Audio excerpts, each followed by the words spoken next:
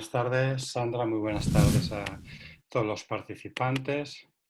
Entonces, como ya se ha dicho, el día de hoy y las próximas dos jornadas, tenemos un total de 3 módulos sobre observación ciudadana, observación electoral. Los nombres que se utilizan varían mucho según el país y según el contexto, pero bueno, es observación electoral básicamente. El día de hoy nos centraremos en conceptos, mañana iremos más a aspectos prácticos de logística, etcétera, y el último día en temas de informes y presentación de las observaciones. Entonces, si me permiten, como es ya habitual, haré primero una presentación y después, naturalmente, estaremos un tiempo para preguntas y respuestas. Entonces, cuando uno piensa en observadores electorales, naturalmente que piensa siempre en personas, como en este caso, que llevan ahí algunos chalecos, alguna camiseta, ponen observadores electorales y que están presentes, en este caso, durante la jornada electoral, ¿no? Eso es lo que uno tiene en la mente primero. La definición de, observador, de la observación electoral, lo que se dice, digamos así, en plan formal, es que es, como dicen aquí los observadores, porque son actividades que se realizan por personas que saben lo que están haciendo básicamente, con el fin de analizar el proceso electoral e informar a la ciudadanía sobre los procesos para que tengan más credibilidad. Entonces, ¿para qué sirve? Como ya acabo de decir, para transparentar el proceso electoral, con lo cual se aumenta la credibilidad, o sea que la población en general esté al corriente de qué está pasando durante el proceso electoral y tengan más confianza. Regresamos otra vez al término de confianza que ya lo hemos usado unas veces, confianza en el proceso electoral y sobre todo en el resultado final y los electos. Prevenir también posibles actos de fraude, quieranse o no, siempre con la presencia física de observadores en algunos eventos, en algunas situaciones, se puede prevenir que alguien que tiene malas intenciones y que a lo mejor quisiera hacer algún tipo de fraude, ya sea, por ejemplo, lo clásico que era en las urnas de meter papeletas o robar materiales, hacer este tipo de cosas, si hay observadores alrededor presentes, pues la gente normalmente, como decimos aquí, se cortan un poco y no lo hacen. Y también esto es el último punto que cada vez tiene más y más relevancia, es el de proporcionar recomendaciones para mejorar los procesos electorales en el futuro. O sea, al principio dijo, bueno, vienen observadores, van a estar presentes para que al final den un dictamen. ¿Han sido las elecciones, como se dicen, libres y justas o no? ¿Se pueden creer en que ha ido bien o no? O sea, ¿cómo está la cosa? Esto era hace tiempo.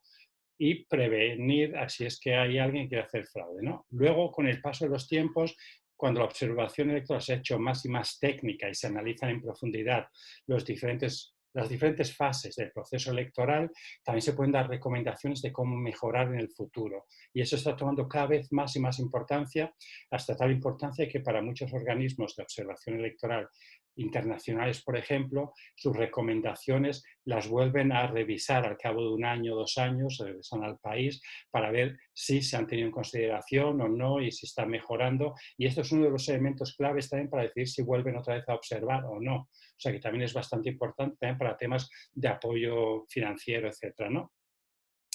Un tema importante, y como hablamos de conceptos, es diferenciar entre observar, supervisar, monitorear. Hay muchas palabras ahí que se utilizan y que a veces nos confunden, pensamos que es lo mismo y no lo son para nada. O sea, lo que se denomina corrientemente observar es alguien que viene como testigo. Uno y una naturalmente viene y observa, está presente cuando se desarrolla el proceso electoral. Eso es un observador, alguien que observa y presencia lo que pasa.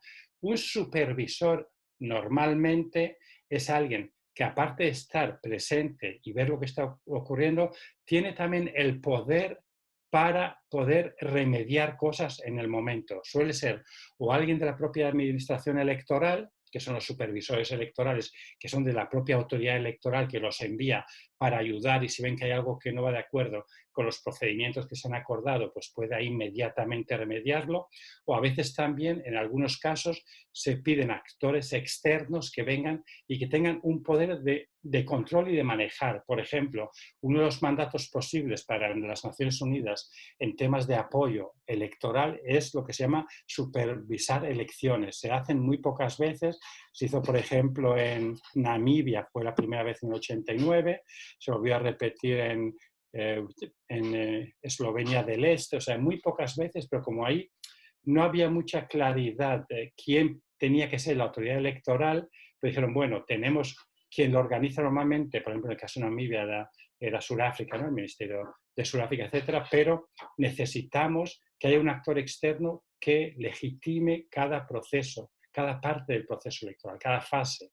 Entonces ahí vienen Naciones Unidas, entonces están verificando y tienen la autoridad de decir, oiga, lo siento, pero por ejemplo el tema del registro electoral, el padrón y los listados finales no son incluyentes porque hay una cierta parte de la población que no se ha considerado y hay que volver a rehacerlo para hacerlo. O sea, que tiene un poder real para intervenir en el proceso. Pero eso ya son supervisores, no son observadores. Monitores, depende del país, son o una cosa o la otra. Normalmente a mí me han llamado muchas veces monitor y es básicamente observador, pero son cosas distintas, ¿eh? ¿Y quién observa? Pues eso, hay grupos nacionales, hay grupos internacionales que hacen observación electoral. La diferencia es evidente, ¿no? Pero vale bien recordarla, porque a veces hay unos nuances, o sea, unos aspectos un poco complicados. Nacionales, pues son ciudadanos de un país que están acreditados por la autoridad electoral para ejercer de observadores electorales durante el proceso. O sea, y como cualquiera, ambos, nacionales e internacionales, tienen que estar acreditados por la autoridad electoral. Están invitados a hacerlo. Mientras que los observadores internacionales, como dice el nombre, son extranjeros, son personas que no son nacionales del país que vienen a hacerlo.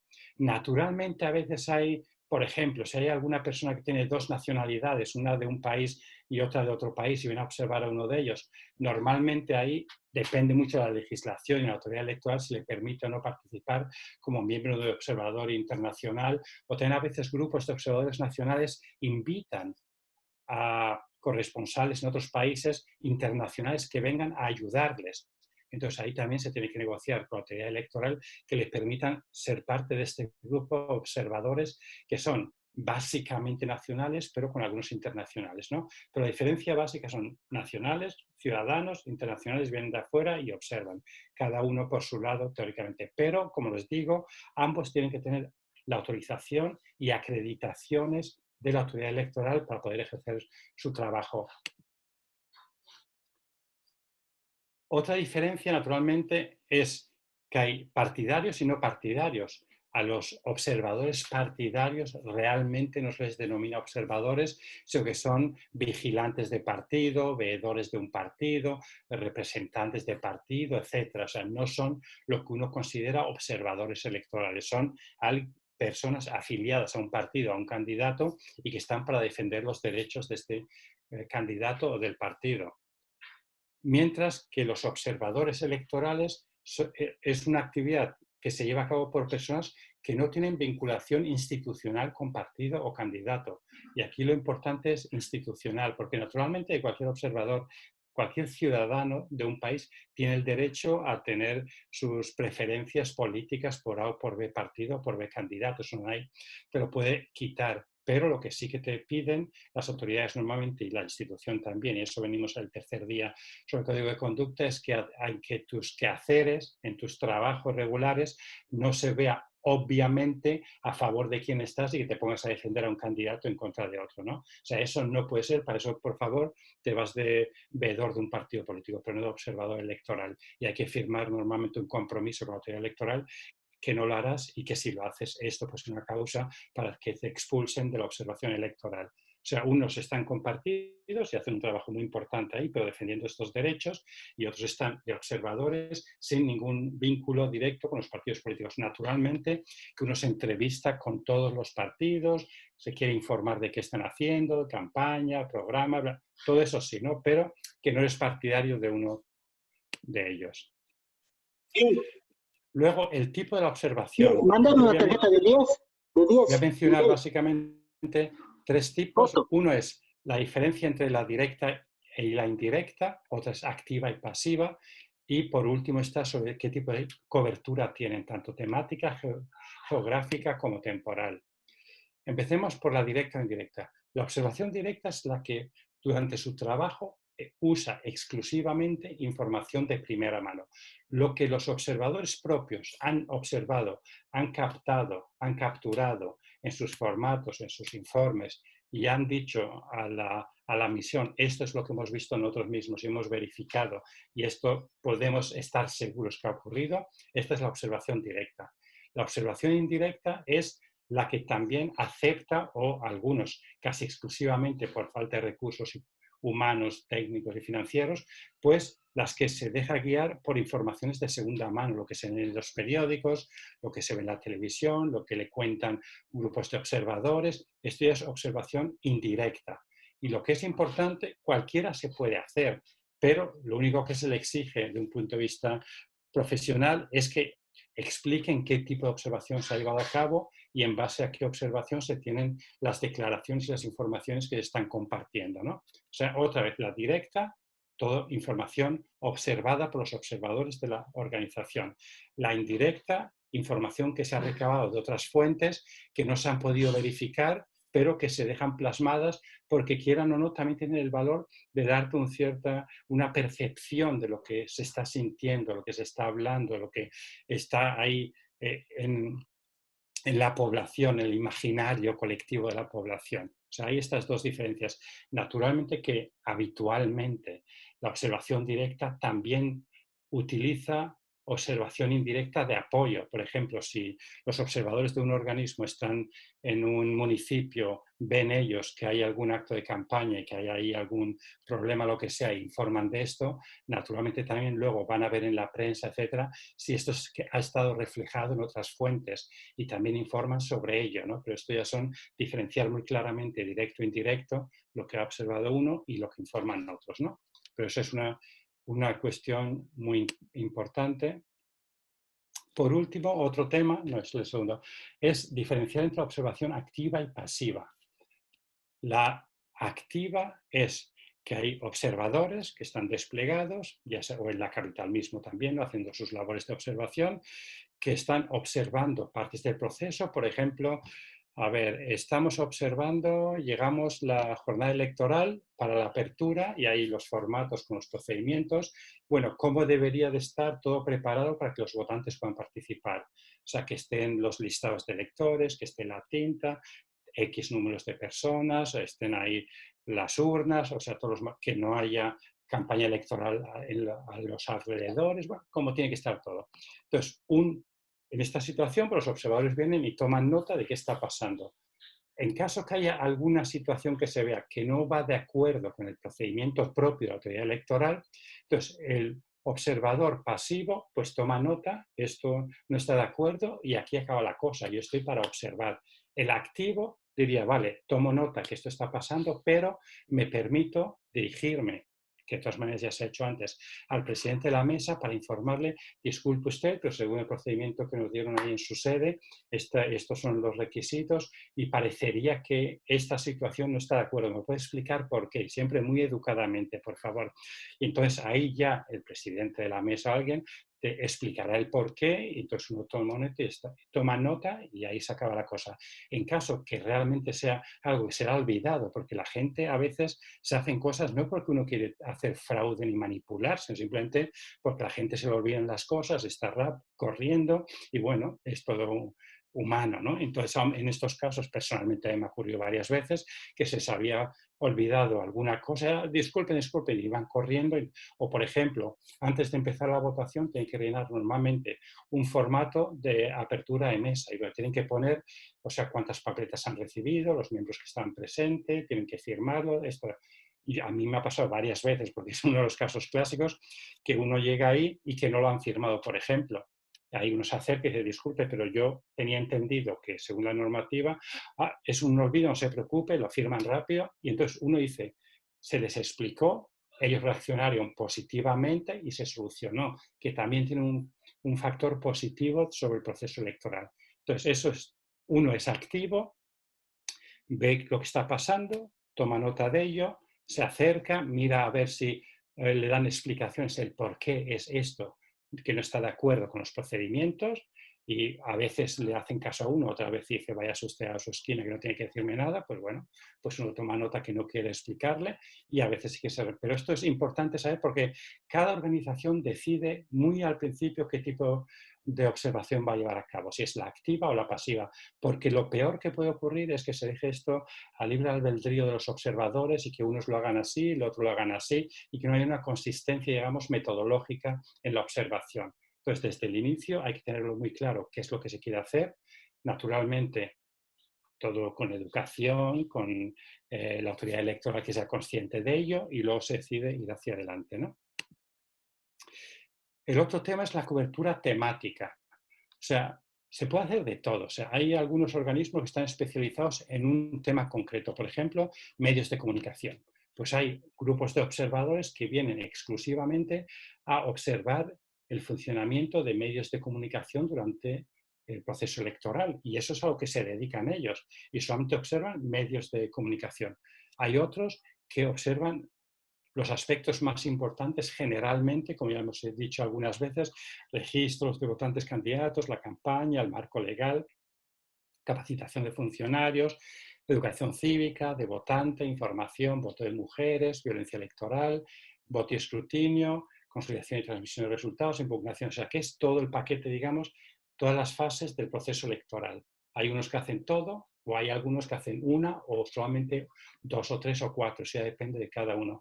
Y nada está mejor ni peor que el otro. Lo único, otra vez repito, es que hay que explicar claramente qué es lo que está uno haciendo y cómo lo está uno haciendo, ¿no? Si desde el principio el organismo que viene a observar dice, mire, yo mi especialidad son medios de comunicación o redes sociales, por ejemplo, y eso es lo que me voy a enfocar, pues ya está, pues los ciudadanos saben que solamente pueden esperar información sobre redes sociales, no sobre el registro electoral. Entonces eso, ¿no? Se trata de ser muy claro en lo que se ha venido a hacer. Esa es la cobertura temática. Luego está la cobertura geográfica. En algunos países, por ejemplo, las organizaciones de observadores vienen para observar en todo el país equitativamente. Entonces, por ejemplo, en Bolivia dicen, bueno, nos vamos a distribuir en todas las provincias del país, vamos a tener unos equipos, aunque sean de dos solamente en cada provincia, más en la sede, y luego para la jornada electoral distribuimos más personas. En otras es otro tipo de metodología. Dicen, no, no, a nosotros nos interesan los focos de tensión. O sea, ¿dónde es que históricamente ha habido problemas o conflictos durante las elecciones? Entonces, es ahí donde nos queremos centrar nosotros. Entonces, ya se centrarán exclusivamente en esas zonas, ¿no? Los otros solamente en núcleos urbanos. Sobre todo es lo más fácil si se tienen pocos recursos, porque claro, desplegar observadores con vehículos, etcétera, o viáticos para buses, etcétera, y que en todo el país pues es bastante costoso. Entonces dicen, bueno, pues desplegamos en 4 ciudades más grandes del país y eso es todo lo que vamos a observar. Otros dicen, bueno, como el número de observadores es limitado, pero sí que queremos tener una buena imagen de lo que pasa en el país, y esto también lo he hecho varias veces, vamos a hacer una selección aleatoria, que es una fórmula matemática, y bueno, ahí me lo imagino. Hay, por ejemplo, 10.000 mesas de votación en la jornada. Yo tengo, me lo imagino, 100 personas, que son 50 equipos, porque siempre intentamos que los observadores vayan en parejas de 2 para que 4 ojos ven más que 2, para que confirmen también lo que está viendo uno y otro, y hasta para temas de seguridad, protección, comunicación, etc. Bueno, si solamente tengo 50 equipos, 10.000 casillas, pues hago una selección aleatoria, matemática, y me da entonces unas casillas específicas en todo el país donde, si voy a observar estas y hago una proyección de lo que he observado en estas casillas, me da una imagen de lo que debería de haber estado ocurriendo en todo el país, al ser una selección aleatoria. Entonces, esto es otra metodología que se puede utilizar cuando el número de observadores no es reducido y se quiere saber más o menos una imagen de todo lo que ha pasado en el país, ¿no? También lo utilizan algunos grupos. Y esto hasta se puede hacer, por ejemplo, una selección aleatoria para la apertura de las mesas y otra para el cierre y el conteo de mesas, ¿no? Entonces ahí van, pero claro, se tiene que tener coches, etcétera, para movilizarse, medios de comunicación. O sea, esto sobre todo lo que se utilizaba era con organismos de observación internacional. Al ser los números normalmente más reducidos, es una manera de hacerlo, digamos que científicamente te da más valor los datos de observación que si tienes los 50 equipos en las 4 ciudades más grandes del país, ¿no? Porque entonces no sabrás qué ha pasado en las zonas rurales y también pasan muchas cosas ahí, ¿no? Entonces esta es otra opción, se me repito, o en todo el país, para saber en general qué ha pasado, focos de tensión, núcleos urbanos o una selección aleatoria de todo el país. Luego tenemos la cobertura temporal, pues también, claro, depende cuándo se observa, qué se observa. Por ejemplo, el de largo plazo, que es lo que ahora se dice, y yo también soy partidario, que es lo que se tiene que hacer, es cubrir mayor número de fases del proceso electoral que sea posible, ¿no? Pero estas idealmente empiezan con el anuncio de las elecciones, luego hay primarias en muchos países, luego está el tema del padrón electoral, luego el tema del registro de candidatos, selección y capacitación de miembros de juntas, campaña, consolidación, transmisión de resultados, impugnaciones, y entre medio el despliegue material de la jornada y votación y escrutinio. Entonces, todo es largo plazo. Si solamente se hace una parte menor, es el mediano plazo, por ejemplo, el registro de candidatos, o sea, y luego el corto plazo, pues básicamente la jornada electoral. Entonces, claro, si hablamos del corto plazo, pueden ser 4 días. Y eso sí que hay, por ejemplo, equipos de observación internacional que se refuerzan con observadores de corto plazo que están en el país 6 días, por ejemplo. Llegan un día, se capacitan al día siguiente sobre la observación de la jornada, se les envía a su lugar, observan ahí 2 días y regresan al día siguiente, hacen sus reuniones y se van. O sea, eso es corto plazo, digamos unos 4 o 5 días. Mediano plazo se suele hablar como mínimo unas 6 semanas, una cosa un poquitín más importante, sobre todo para incluir el tema de la campaña, a veces el tema de luego posteriormente consolidación y transmisión de resultados, a veces un poquitín de impugnaciones, el tema de registro de candidatos, casi puede llegar, y largo plazo ya es cuando hay otros aspectos, ¿no? Pero decirle, hay corto, mediano y largo plazo, ¿no? El largo plazo suele ser el que menos se puede llevar a cabo de parte de observadores internacionales por el tiempo y los recursos que se necesitan, porque si es desde los anuncios de elecciones y primarias, esto puede ser sin ningún problema 6 meses de duración y cuesta mucho dinero tener ahí a personal internacional durante 6 meses desplegados en el país haciendo este trabajo. Entonces, lo que ahora se está haciendo en algunos casos es, bueno, envío un equipo, por ejemplo, de 10 personas para las primarias, luego regresan a su casa porque esto puede ser una semana, 10 días y ya está, y luego más tarde regresan con otra fase, por ejemplo, para el padrón. Se suele hacer ya con técnicos y es una cuestión ya de ordenadores. O sea, hay maneras para reducir costos, pero estar presentes en las diferentes fases del proceso electoral. Y ninguna es mejor ni peor que otra. O sea, es muy correcto si uno viene solamente para ver la jornada porque es lo que le interesa y lo que se puede hacer, pues se viene a observar la jornada o mediano o largo plazo. Lo único que se tiene que hacer es siempre informar claramente qué es lo que se está observando y en base a eso hacer los informes correspondientes. Otro tema importante es la colaboración con otros actores, naturalmente, los observadores nacionales y también los internacionales, naturalmente. Por un lado, o se coordinan con la autoridad electoral. La autoridad electoral es la que le da el permiso y la credencial para ir a realizar su tarea. Es la que le permite ir a los departamentos, provincias, municipios y hablar con los funcionarios electorales. Si no tiene una autorización de la autoridad electoral, pues no tendrían por qué hablar con usted. Otra cuestión, naturalmente, es hablar con otros grupos de observadores para cambiarse impresiones, ideas y ver un poco cómo ven los demás las cosas, porque una situación bastante complicada es cuando finalmente hay una declaración de grupos de observadores sobre el proceso que se contradigan, ¿no? Que uno digan, todo ha sido perfecto, otro dice, esto ha sido un desastre, otro, bueno, más o menos. Eso realmente lo que hace es confundir a la población y entonces elimina cualquier posibilidad de que la observación apoye realmente para aumentar o reducir naturalmente la credibilidad y dar confianza al proceso. Entonces siempre es bueno tener reuniones más o menos para ver si estamos todos en la misma onda, ¿no? Unos más aquí, pero que nadie se contradiga claramente, ¿no? Luego, naturalmente, coordinación medios de comunicación. Por un lado es para observar cómo funcionan, pero también para hablar con ellos simplemente, para entender un poco cómo ven ellos el proceso, y partidos políticos. Naturalmente hay que hablar con los actores políticos y también grupos de la sociedad civil. También hay que hablar con ellos, ¿no? Los internacionales lo mismo, otros grupos de observadores internacionales y nacionales, medios de comunicación, también, por ejemplo, con cooperantes también, o sea, embajadas, etcétera, para ver un poco qué están haciendo ellos y cómo ven ellos la situación en el país. Esto es la presentación hasta del tema de conceptos por hoy. Ahora, si quieren, podemos entrar en la ronda de preguntas y respuestas. Y como dije antes, para mañana hablaremos de temas ya de logística, temas más técnicos, de informe, etcétera, ¿no? Entonces, por favor, las preguntas hoy se las pueden centrar sobre los temas que he explicado ahora, que son más bien de conceptos, diferentes tipos de observadores, tanto temático como temporal, como activo, pasivo, todo esto, ¿no? Muchísimas gracias.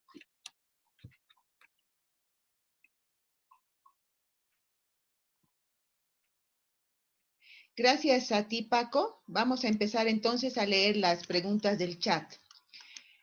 Juan Quispe pregunta, buenas tardes. ¿Observador sería igual que un fiscalizador o cuál es la diferencia? No, normalmente un fiscalizador se asume que es más bien más cercano a un supervisor. O sea, un fiscalizador es alguien que de alguna manera tiene un cierto poder para remediar cosas. O sea, un fiscal, por ejemplo, por la palabra que tiene fiscal, que es del término jurídico, es alguien que va a presentar pruebas. O sea, no es tanto. O sea, yo más bien diría que un fiscalizador va más bien hacia supervisor que hacia observador, pero como noción y como concepto, ¿no? Puede ser que se utilice, pero bueno, entonces un fiscalizador, sí, para ustedes es alguien que solamente está para observar y para hacer informes, pero para mí personalmente, en mi mente, la palabra fiscalizador es mucho más fuerte, ¿no?, que un simple observador. Gracias. Gracias, Paco. Lucy Flores, buenas tardes. Las preguntas que están inscritas, las personas que están inscritas en algún partido político podrían desempeñar la función de observador. Depende mucho de la legislación de cada país y los procedimientos. Normalmente lo que yo conozco es que militantes de partido pueden ser observadores electorales. Los que no pueden ser normalmente son o personas de un partido que ya han ejercido un cargo público o que están en las directivas. O sea, los que están en directivas de partido o que han sido representantes de ese partido en un cargo público, estos no, pero militantes normalmente sí, siempre que se comporten correctamente según las normas de observadores. Gracias. Marcela Toco, buenas tardes. ¿Los observadores pueden ser funcionarios públicos? No lo he visto realmente eso, ¿no? Funcionarios públicos, para empezar, normalmente en la mayoría de países hay una prohibición que se involucren en actividades electorales, la mayoría de funcionarios públicos. Entonces, que hagan de observadores, aunque también puede ser que depende un poco del trabajo que realicen, ¿no? Pero normalmente funcionarios públicos per se yo no he visto que estén involucrados mucho en la observación, salvo en algunas excepciones, ¿no? Pero para mí inmediatamente mi reacción es un funcionario público porque uno podría llegar a dudar de la independencia realmente, ¿no? Pero un funcionario público, al menos en mi país, tiene, o sea, como que ha firmado un compromiso con el gobierno, con su contratante de cumplir las normas, las cosas que te dicen, ¿no? Y de pronto ponerte tú a hacer estas cosas que quieras o no. La observación electoral es una actividad técnica, pero con un gran grado político, ¿no? O sea, yo ahí creo que es complicado, ¿no? Depende otra vez de cada país, pero normalmente es difícil. Gracias. Otra pregunta. ¿El informe de un observador internacional o nacional sobre una irregularidad en el proceso de votación, qué peso tiene cuando se denuncia un fraude electoral? Ay, me pone un aprieto porque eso realmente es la tercera jornada, o sea, que vamos a tener el lunes, ¿no? Pero rápidamente solamente decirle que no es nunca el informe de un observador, ya sea nacional o internacional. Lo que haya observado un observador, observador, que valga redundancia, se le pasa a la coordinación de la misión o de observación. Y es esta coordinación la que decide qué hacer con ello. Normalmente se entra en un diálogo con la autoridad electoral, etcétera, ¿no? Naturalmente que tiene su peso y peso muy válido, ¿no? Pero eso sí que lo discutimos más en detalle cuando toque el tema de informes en 2 días. Ok. Douglas Alizares pregunta, ¿por qué los observadores no pueden ser funcionarios que estén vinculados de alguna manera con el órgano electoral? Pues porque los funcionarios, sobre todo funcionarios electorales, lo que son funcionarios electorales y pueden ser supervisores o pueden ser, tienen otras funciones, o sea, porque sería juez y parte, porque claro, una tarea de los observadores, y seamos muy claros, también es revisar el trabajo de los funcionarios electorales y ver si están haciendo todo de acuerdo con las leyes, los procedimientos, las buenas formas, un poco los estándares, etcétera. Entonces, si yo soy un funcionario electoral, voy a tener que estar observando cómo trabajan mis compañeros y hacer informes sobre eso. Eso es un conflicto de intereses normalmente, por eso que no se permite. Gracias. ¿Cuál es la diferencia entre un observador y las veedurías ciudadanas? Ahí sí que me pillan ustedes, porque claro, toda esta, la nomenclatura varía muchísimo de país a país. O sea, yo quiero entender que es lo mismo, ¿no? O sea, un observador electoral se le dan muchos nombres, pero por eso lo importante, aparte del nombre concreto, es la función que se hace, ¿no? Si un veeduría ciudadana, por ejemplo, en México se llama la observación ciudadana, es lo mismo realmente, son un grupo de ciudadanos o ciudadanos hasta individuales. Por ejemplo, en muchos países la autoridad electoral permite que ciudadanos se registren como observadores o como seres y que ellos individualmente lo hagan. O sea, yo creo, para mí, lo que entiendo es que es lo mismo realmente. Gracias. ¿El país escoge quiénes serán observadores internacionales o son designados por convenios internacionales? A ver, ahí hay dos diferentes metodologías. Una es, en algunos casos, un país, al ser miembro de una organización regional normalmente, dentro del acuerdo de la organización se estipula que cada país invita automáticamente a la organización a venir a observar sus elecciones. Normalmente está en las cartas democráticas, en estas hay documentos sobre esto, ¿no? Yo sé, por ejemplo, de la OSCE, ¿no? De los países del este de Europa, en algún me tendría que aventurar a decir si eso está bien con la UEA o no, estimo que sí que será también lo mismo. O sea, a veces ya hay unos documentos firmados y acordados que estipulan que se hace. En otros casos, por ejemplo, como a la Unión Europea hace falta una invitación formal. También hace falta invitación formal en los otros, pero no es automático. En unos casos es como algo que sale automáticamente porque ya hay un documento base. En otros, al no haber un documento base de entendimiento, hay que invitar, tienen que venir y hay que llegar a un memorándum de entendimiento, ¿no? Un documento formal. Gracias. Ok. Si una organización política no quiere observadores internacionales, ¿puede ir contra la democracia electoral y qué consecuencias puede acarrear? Es que, ¿cómo quieren que le diga? Los partidos políticos son libres de hacer muchas cosas en esta vida, pero quienes invitan a los observadores electorales normalmente son o el Ejecutivo, el Parlamento, casi nunca, pero también podría, o la autoridad electoral. Estos realmente son los que representan de alguna manera a la ciudadanía, porque un partido político no esté de acuerdo. Hombre, es un problema, por ejemplo, y por eso que la mayoría de organismos internacionales donde yo he participado también, hay una invitación, por ejemplo, de un país a que se observe el proceso electoral. Lo primero que se hace es una misión exploratoria, se llama una misión de necesidades. Entonces, esa institución envía un equipo 5 a 10 personas, entre funcionarios y técnicos electorales, que van al país por un periodo normalmente de 10 días a 2 semanas. Uno, para ver el terreno, para ver si sería positivo para el país que venga un organismo internacional a observar, y ahí toma contacto con todos los actores políticos, sociales y gubernamentales. Y si, digamos, de todos los actores con los que uno se reúne, el 90-95% ven como muy positivo que se venga, que va a darle un peso positivo, etcétera, pues eso ya es suficiente. Si hay solamente uno o dos que no están muy a favor, pues se intenta hablar con ellos y entender el porqué y se intenta razonar. Porque normalmente cuando la gente no quiere cosas, muy a menudo es porque no entienden lo que se viene a hacer. Entonces ahí hay que explicar cómo se va a trabajar, la metodología, quién va a hacer qué, y entonces la gente se entiende hablando en la mayoría de los casos, ¿no? Pero regresando a la pregunta original, si un partido no quiere que haya observadores internacionales, pues bueno, se tendrá que ver y hablar el por qué, pero si hay una invitación de la autoridad electoral o del Ejecutivo, etcétera, ya hay razón para que se venga y se analice todo esto. Gracias. ¿Cuáles serían los requisitos ideales para ser un observador electoral? Requisitos ideales, ¿qué quiere que le diga? Yo, después de tantos años, lo más importante es sentido común. O sea, es que la gente sepa cómo deberían de ser las cosas. Eso ya ayuda mucho. No centrarse en ideas preconcebidas, ¿no? O sea, primero, que uno quiera también contribuir a la democracia en su país, número uno, ¿no?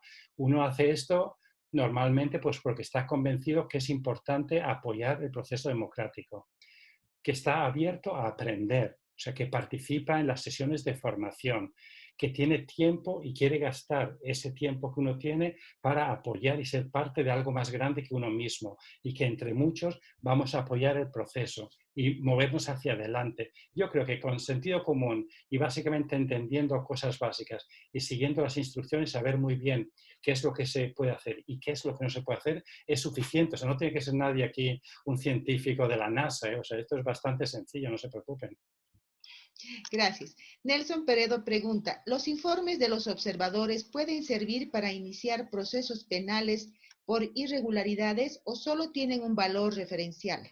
No, no, para nada. Depende naturalmente otra vez de la legislación vigente, ¿no? Pero yo sé de algunos países donde informes de observadores se utilizó para que el órgano judicial hasta llamase a la jefatura de la misión, en este caso, ¿no? Para venir a declarar en un juicio que hubo por manipulaciones durante el conteo, conciliación de resultados. Sí que puede tener un peso muy importante en a juntar pruebas en este tema de fraude y manipulación. Sí que se puede, claro.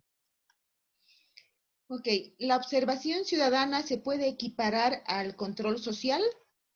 Claro que sí, es una parte del control social. Hay mucho más, pero esta es una parte importante, creo, del control social, sí. Perfecto. Para los observadores externos, ¿es obligatorio o voluntario ser reconocidos por el órgano electoral?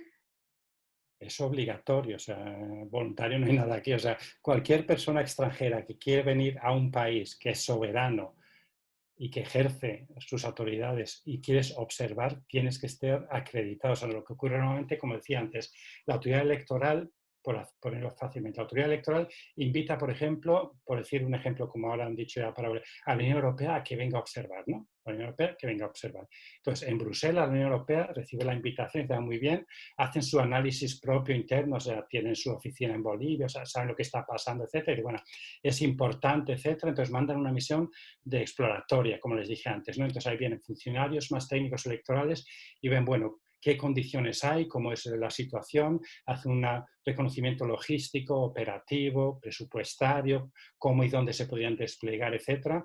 Hablan con la autoridad electoral y naturalmente se firma un documento de entendimiento y ese documento de entendimiento explica temas como la acreditación de los observadores. Es que si los observadores no están acreditados no pueden operar en ningún país como observadores. Naturalmente que tienen que estar acreditados, si no, no pueden. Si no, harán otra cosa, pero no observar. Gracias. Gracias. Marcelo Rocha pregunta, ¿qué pasa en los casos en que en determinadas zonas o provincias la población restringe el acceso a los observadores internacionales? ¿Puede afectar la legitimidad de la votación? La legitimidad de la votación no lo creo, pero la credibilidad del proceso sí. Y no solamente, porque normalmente si restringe la llegada de observadores, a lo mejor también restringe la participación ciudadana en el proceso, que es lo que he visto yo en algunos países, por ejemplo, extremos, Afganistán, etcétera, pues ahí había algunas zonas donde no se podía ir como observador, pero es que la gente tampoco tenía libertad de votar. Entonces, eso es una señal roja que ahí hay algo que está pasando que no se está controlando bien, ¿no? O sea, en sí, pero estas situaciones normalmente cuando se ha visto, y por eso es lo bueno hacer siempre una observación de mediana o larga duración, es cuando se implanta la misión y cuando hay estas misiones exploratorias ya se analizan estas situaciones y se tienen diálogos con las personas que son los que manejan el poder en esas zonas y se intenta llegar a un acuerdo con ellos para ver si se puede o no se puede. Y yo he estado personalmente en algunas zonas complicadas hace mucho, mucho tiempo, en Colombia, etcétera, donde sí que le dejaban uno entrar y observar. O sea que es cuestión de negociar y ver un poco a qué entendimiento se llega, ¿no? Pero lo que yo creo que lo peor es no estar presente, pues entonces te falta una parte muy importante del puzzle, ¿no? Para tener una imagen completa. Gracias. Ausberto Aguilar pregunta, ¿qué sucede si el organismo electoral no toma en cuenta las recomendaciones de una organización de observación internacional sobre un proceso electoral? Como le dije antes, una de las cosas que ocurre en muchos casos es que si hay recomendaciones y recomendaciones también, ¿no? O sea, seamos serios. Por ejemplo, hay algunos organismos internacionales que vienen a observar que yo he visto que hacen unos párrafos, ahí hay unas 70 recomendaciones, ¿no? Y bueno, es que es difícil también considerar todo esto, ¿no? Entonces, hay que priorizar cuáles son las más claves y las otras, ¿no? Por ejemplo, el marco legal, hay algunas, el marco institucional, o sea, hay que separarlas un poco, ¿no? Pero en caso que haya diferenciadas y que la autoridad electoral no les importe realmente todo lo que se ha dicho, dice, bueno, ya han venido, han dicho que ha estado bien, de aquí seguimos. Entonces, por eso mismo le decía que hay algunos organismos internacionales que cuando reciben una invitación para volver a observar, uno de los puntos claves es, bueno, ¿qué pasó con las recomendaciones que dimos anteriormente? Y si ven que no ha habido ningún interés de parte de la autoridad electoral de mejorar el proceso, pues es uno de los puntos negativos para a lo mejor no volver a venir a observar. Y eso también es un aspecto, por ejemplo, pues se suele hacer casi un año después de las elecciones, se viene a verificar qué está pasando con las recomendaciones. Y si se ve que no hay ningún interés, pues posible apoyo financiero para estas mejoras, etcétera, pues se va a otro lugar. O sea, puede tener repercusiones financieras, pero también, digamos, políticas, porque ya no se viene, porque realmente para qué va a venir si esto no va a mejorar y no tiene interés en ello, ¿no? O sea, están los dos aspectos. Gracias. Gracias, Paco. Oscar Gutiérrez, ¿la observación ciudadana puede hacer cualquier ciudadano o debe ser representante de un actor social o persona jurídica? Normalmente, a ver, normalmente lo que ocurre es que es una organización que se acredita ante el organismo electoral para realizar la observación electoral. O sea, puede ser una organización, una sociedad civil, pero también se puede crear ex profeso, o sea, se pueden juntar ahí, no sé, 50 personas de un municipio y ellos quieren observar cómo van las elecciones. Pues entonces, estos se juntan, la asociación de vecinos de lo que sea, y van a la autoridad electoral y dicen, nosotros queremos ser observadores. Entonces, la autoridad electoral tiene un listado de requerimientos, o sea, naturalmente, normalmente que estén en el padrón electoral, etcétera, que temas penales, etcétera, y bueno, y si todo eso se lleva a cabo, pues se les acredita, pero digamos, lo más habitual es que se llegue a ser observador electoral dentro de una organización ya consolidada, con una cierta historia y una credibilidad sobre todo, ¿no? O sea, aparecer así de la nada es más difícil, ¿no? O sea, normalmente tiene que ser parte de un grupo. También porque esto le da más peso a lo que se va a decir después. Porque si es uno o dos individuales que están diciendo cosas, dicen, bueno, pero usted lo que dice es porque lo ha visto usted, o sea, ¿qué quiere que le diga? Ha observado una casilla de 10.000. No, no me dice mucho, ¿no? O sea, es mejor hacerlo en grupo. Gracias. Gracias. La observación electoral, ¿en qué parte del proceso electoral centra su trabajo o en todas las etapas? Idealmente, como dije antes, es en todas las etapas, ¿no? Porque todas las etapas son claves, porque en todas las etapas se puede manipular el proceso. Por ejemplo, si no observamos el padrón electoral, pero el padrón electoral que se ha establecido ya ha excluido a una parte importante de la población, ya sea por temas varios, ¿no? O sea, geográficos, étnicos, culturales, de lo que sea. Y estos no, o sea, este padrón ya está así, digamos, manipulado y no se ha observado eso, al final la jornada parece todo normal, lo que uno va a decir es que está bien, pero no sabes que de fondo hay un problema muy serio y que están excluyendo a una parte de la población, por lo menos de los registros de candidatos. Si no se permiten registrar a todos los candidatos que cumplen con las normas, sino que por A o B razón se están excluyendo a algunos y uno no está para observarlo, tampoco sabe que ha ocurrido eso. O sea, es importante estar como mínimo en los momentos claves para analizar, repito, el padrón, registro de candidatos, la campaña, el uso de financiamiento, la jornada. Hay cosas, digamos, que son básicas para poder expresarte sobre el proceso electoral. Si no podrás expresarte sobre la jornada electoral, pero eso y nada, pues no es mucho. O sea, hay que hablar de un conjunto de cosas. Gracias. Gracias, Paco. Otra pregunta. ¿Cuáles son las alianzas estratégicas para consolidar la observación electoral?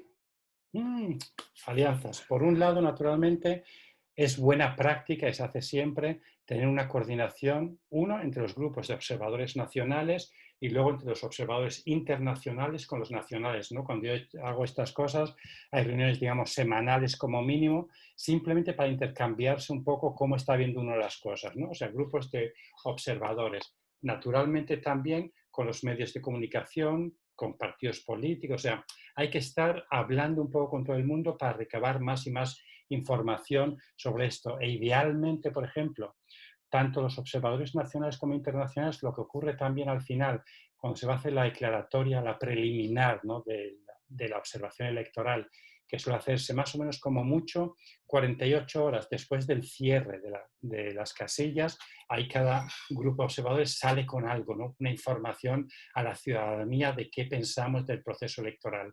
Mucho ya se ha ido preparando y esto va el tercer día del informe, pero ahí sí que es bueno también, normalmente se llaman los, digamos, si son 4 o 5 internacionales y a lo mejor 20, 30 nacionales, se llaman y se juntan un momento en algún sitio para decir, bueno, ¿tú con qué vas a salir? Para que no se contradiga uno con los otros, ¿no? Porque si no, eso es lo peor que puede ocurrir y que más o menos anden todos en el mismo, que suele ser, y eso es lo que pasa, aceptable, pero se puede mejorar aquí. Que ninguno diga, no, pues esto ha sido un desastre completo, el otro es bueno, es malo. Entonces, eso es peor para toda la observación. O sea, hay muchas alianzas y son muy importantes mantenerlas. Gracias. Gracias. Otra pregunta. ¿Cuáles son las instancias de observación electoral internacional exclusivamente relacionadas a la educación cívica? Que yo sepa, no hay ninguna que hace exclusivamente educación cívica. O sea, casi todos tienen una parte que verifican del tema de educación cívica, pero exclusivamente que yo sepa, no. Yo sé, por ejemplo, cuando hay misiones de la Unión Europea, misiones de otros organismos de ODIHR, OSCE, hasta la OEA, etcétera, una parte de su informe, de sus tareas, es ver el tema de educación cívica y luego educación del votante, información. Eso es una parte que hacen todos, ¿no? Pero alguien que venga exclusivamente para ver esto, yo no me he encontrado con ellos. Gracias. Gracias. ¿Qué posición tendrían los observadores internacionales para ingresar a comunidades, provincias donde históricamente eso es peligroso?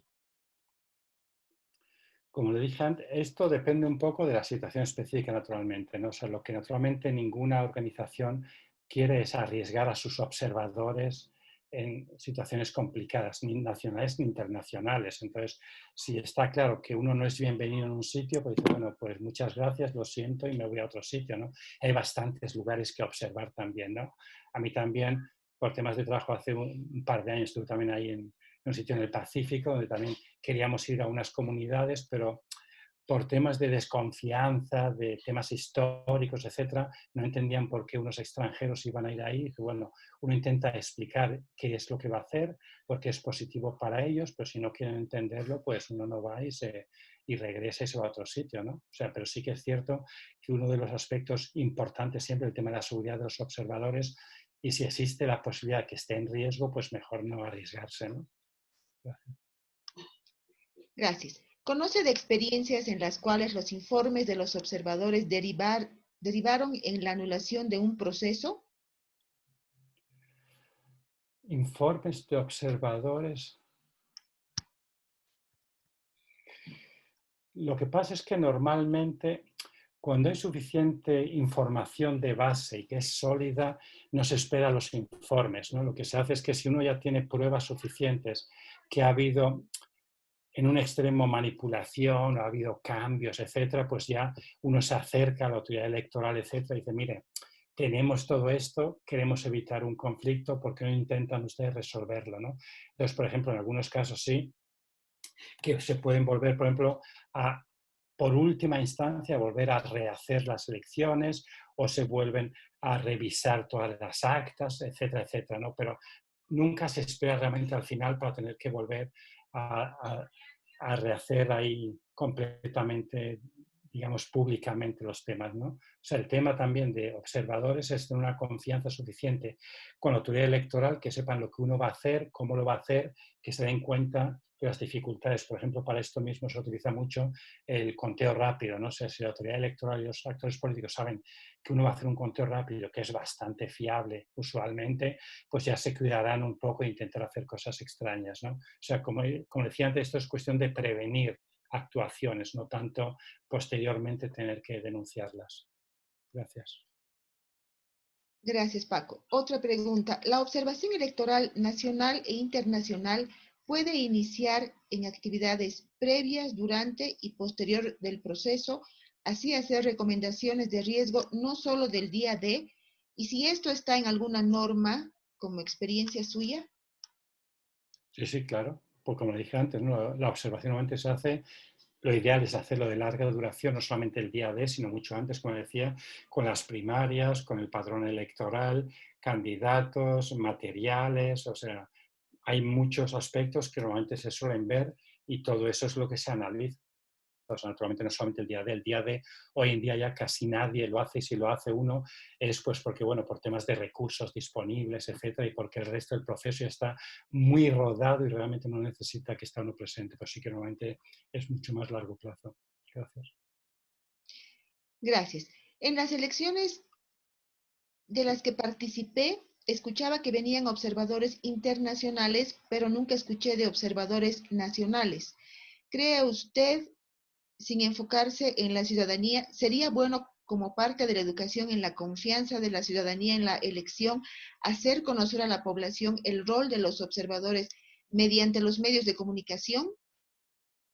Sí, naturalmente, o sea, yo casi es un poco al revés, o sea, el tema es que, a ver, cuando empezó todo esto de la observación electoral, que realmente iba ya mucho, mucho tiempo, era para que, digamos, entidades o grupos extranjeros dijesen, aumentase la confianza de la ciudadanía en las elecciones y en quienes organizaban las elecciones, ¿no? Entonces vienen gente de afuera y lo hacen. Con el paso de los tiempos, naturalmente, los ciudadanos exigen también ser ellos también, tener la posibilidad de participar y observar sus propios procesos, lo que se lleva a cabo ya desde hace como mínimo 30, 40 años. O sea, ya hay muchísima literatura sobre la observación nacional que se lleva a cabo, ¿no? Y esto naturalmente hasta la autoridad electoral le interesa que se conozca que hay observadores nacionales. En algunos países la autoridad electoral apoya la observación nacional, hasta en algunos casos dándole estipendium para que puedan realizar su trabajo. Así que se les apoya y naturalmente hay un contacto muy fluido con los medios de comunicación para explicar a la ciudadanía el trabajo de los observadores nacionales y aparte los internacionales. Hay conferencias de prensa, hay informes de prensa, o sea, esto es una tarea muy importante de presentarse como grupo de observación ante la ciudadanía y los actores políticos y sociales, claro. Gracias. ¿Se puede realizar observación de los mecanismos del sistema electoral? ¿Esta estaría clasificada como de largo plazo? Del sistema electoral, no sé muy bien a qué se refiere con esto, lo siento. Mecanismo del sistema electoral, o sea, me pierdo un poco.